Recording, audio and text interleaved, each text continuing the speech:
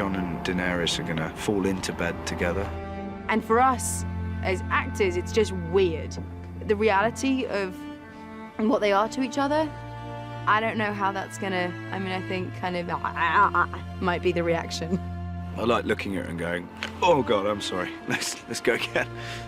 Yeah, I think they both know it's wrong. I think they both know it's gonna cause problems. But it's that thing, when you suddenly feel that deeply about someone and you go through those events together, it's like a runaway train. You can't stop it happening. Father, Smith, warrior. To see that actually these were two people in love and that this whole thing that started off the series of Game of Thrones, Robert's Rebellion, was a total lie is kind of like, man. And what's going to be interesting is, for Bran, it's like, what am I going to do with this? Because just as everything was coming together, everyone was going to join together to fight, inevitably Game of Thrones will tear us apart once more. It's dangerous for everybody involved. I'm sure it's good for both of them in the moment, but you don't even get the relief of how beautiful it could be or should be. It's not good. But it should be, but it's not.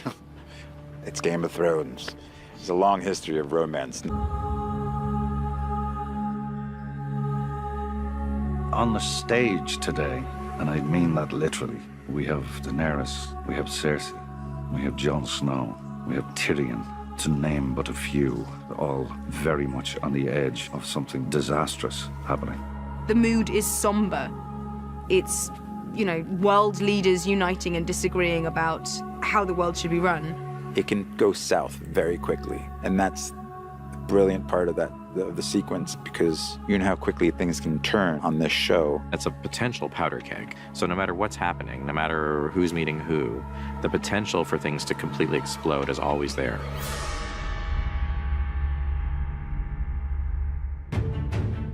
The Dragon Pit is probably one of the most essential sequences in all of Game of Thrones. Tyrion and his posse, they know they're entering a dangerous place, and they know they're taking a risk coming here. You have 60+ hours at this point of main characters who you are really invested in, and it's enjoyable to put people together who haven't been together before and see how they would react to each other. It's people becoming aware of the smallness, I think, in their nature. No matter how much they fight each other, there's a bigger threat to life than just who's on the throne. You can say to anyone, you know, this disease is coming, but until you can show them evidence, they won't get past their own smaller problems to fight the big problem. These things build over time, you know. It takes 70 hours to get to this point. It takes 70 hours for the story to allow this scene to happen. There's a momentum that's up now which doesn't stop. So that's really exciting. It's incredible because I am the new kid on the block. And I've seen these guys for 6 seasons now. And then all of a sudden being part of the scene.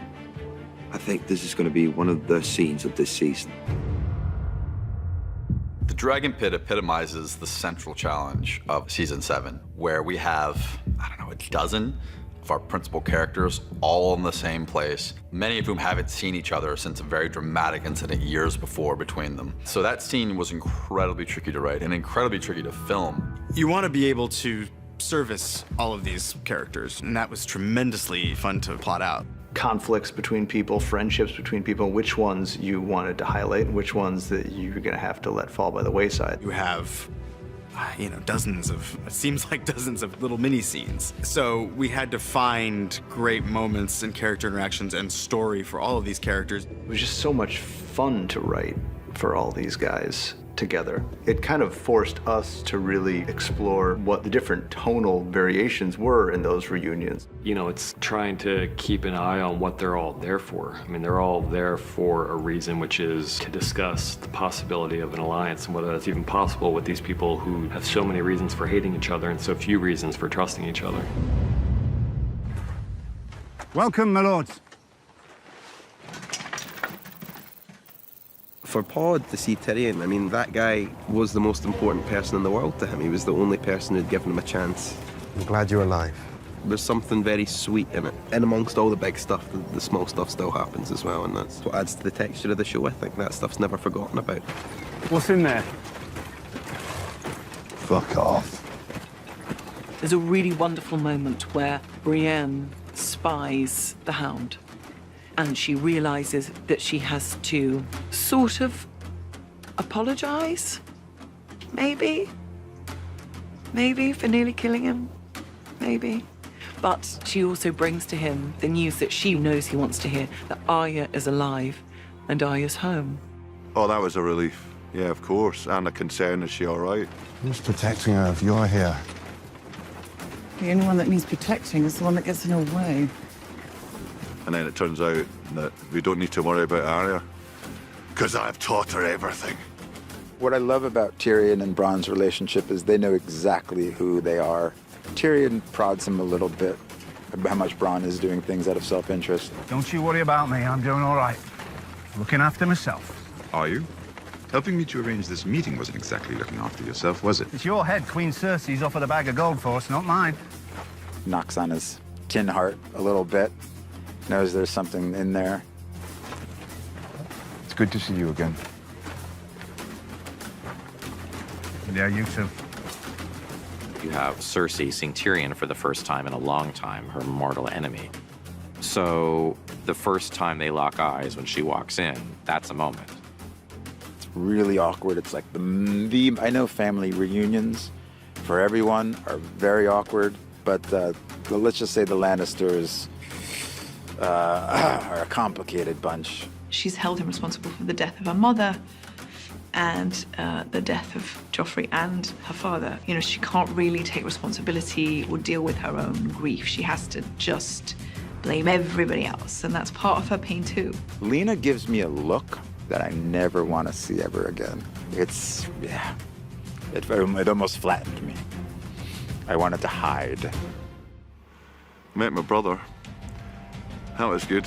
I had a standoff with him, which was great fun. That was great. Ignoring a very serious situation, the Hound just goes straight to him and goes, basically, you and me, pal, we haven't finished. You're getting it. There's a non-verbal 4 or 5 second thing between Cersei, Jaime, and Brienne. That's not even a line of dialogue. It's just a little mini scene built out of looks. It's sort of like one of the worst things that happens to you at school. I think it's Brienne's idea of absolute abject hell.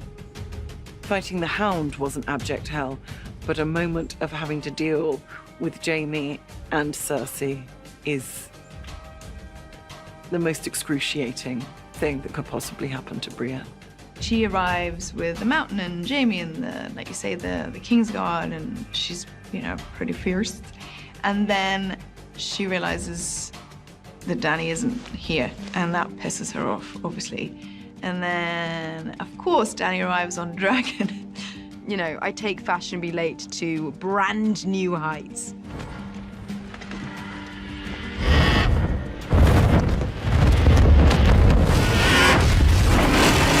She's very theatrical with her entrance, though. Yeah. It's kind of funny that you go, wow, she really has to show off her power, but fair enough. And she tries desperately to not be impressed by that arrival, and everyone else, obviously, as you would, is standing up in awe of this. And then, you know, in walks this young beauty of a queen, and she's immediately beyond frustrated on many levels. We've been here for some time. My apologies. And then all she gets from Dany is apologies, you know, and that then drives her in the scene. She can't bear it. We have something to show you.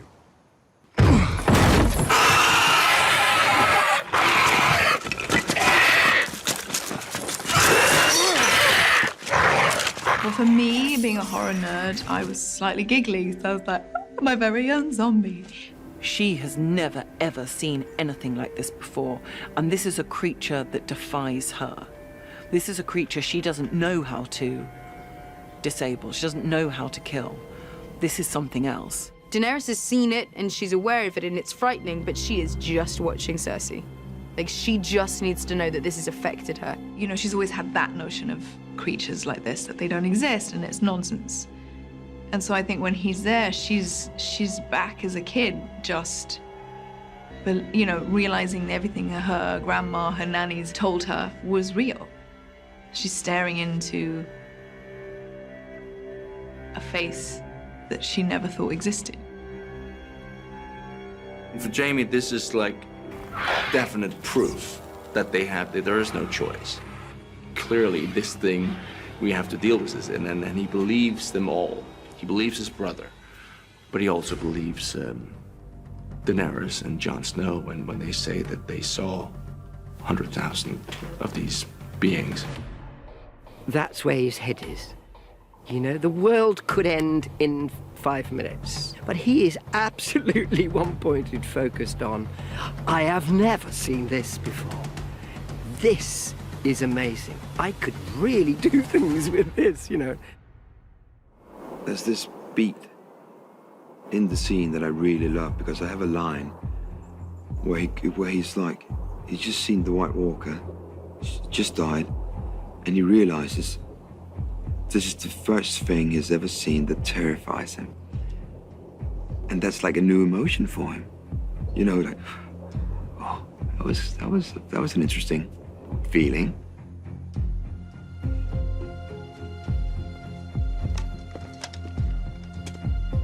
I'm going back to my island. You should go back to yours. When winter's over, we'll be the only ones left alive. And then it all rests. Her dragon's death, everything rests on Jon Snow just lying. The crown accepts your truce. In return, the king in the north will extend this truce. He will remain in the north where he belongs. He will not take up arms against the Lannisters. He will not choose sides. They've got a plan of action. And then it all kind of falls apart with Jon's honor again. It's like, come on, dude. Like, it's all you gotta do. Just this one time, just tell a fib, and he can't. He just can't. Like, that was the bad move. That was a bad choice, but thanks so much. I am true to my word. Or I try to be. That is why I cannot give you what you ask. I cannot serve two queens. Tyrion, knowing his sisters so well, knows that that's not going to go over well. And of course, it doesn't. And when Jon does that, the whole thing crumbles. So it's sort of like, I get it, but Then there is nothing left to discuss. It is so much fun with all of us all together. Having been isolated for so long, and then suddenly, boom, I'm working with everybody. It was quite kind of event for me. I loved it. It's lovely. It's all of us being together. So we're all kind of, you know. that was really exciting because we are all just a big happy family. And that extended to after work, unfortunately, because we had way too much fun. You know, usually you're like here, you're on set, and then you have a couple of other actors to hang out with. Suddenly we were like 10, 15 at the same hotel. It was just a recipe for disaster. But it was fun, though. Having been so invested in the show for so long, for so many years, it's just so thrilling. And I was personally very excited to finally meet Daenerys. And I hope for the fans that they see a satisfying realization of what I think they've all been maybe waiting for, is for these worlds to be collided. Those 10 days were 10 of the most enjoyable days I've ever spent doing this show, because it's all these people having such an excellent time just being in each other's company.